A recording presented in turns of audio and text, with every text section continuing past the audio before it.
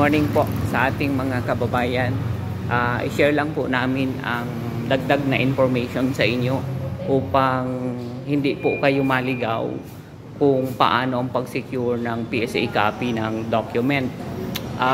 May isa po tayong kababayan na nagrereklamo kasi nagbayad siya through online pero walang dumating na document.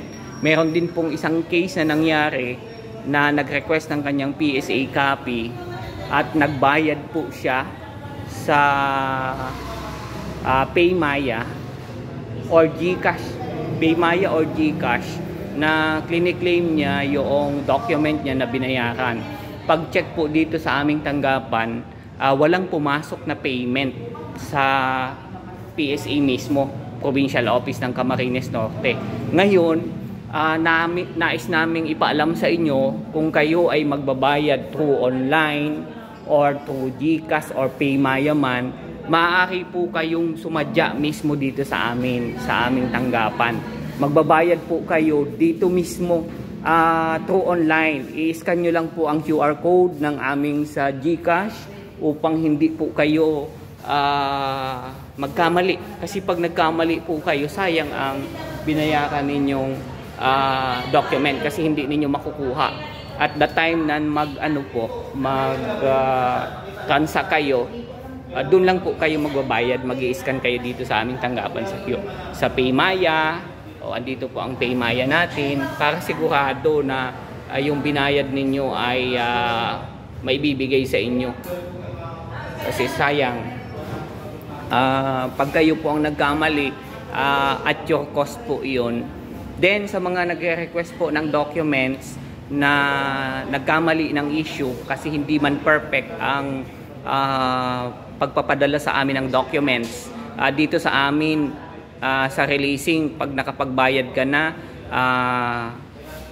after payment, halimbawa sa request mong birth certificate, marriage contract, death certificate, maghihintay ka po niya ng more or less 1 hour para ma-release yung inyong document. Kung Senomar po ang request, maghihintay po kayo niya ng more or less 8 hours bago makuha ang inyong document.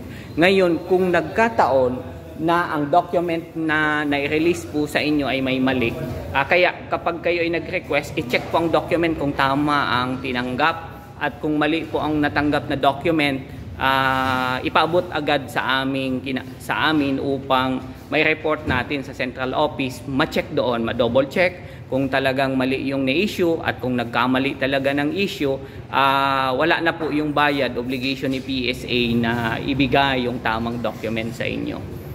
Then meron naman pong document minsan na hindi makuha sa central office, hindi maipadala sa amin, hindi namin ma-print ang document.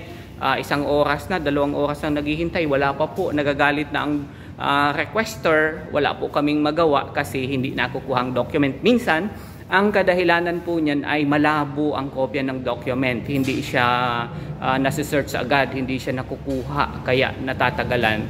Minsan, dumarating sa punto na kailangan pa siyang manual verification. Ibig sabihin, hahanapin yung document doon, i-double check, kaya may ilang araw bago makapagpasya si PSA na dapat bang release na siya ng document o hindi. Ngayon hindi maibigay yung tiyak na kasagutan at subject for verification siya, kaya tanging instruction lang ang naibibigay po ng aming tanggapan. So yun po yung aming nais ipaabot na may mga ganong case po tayo.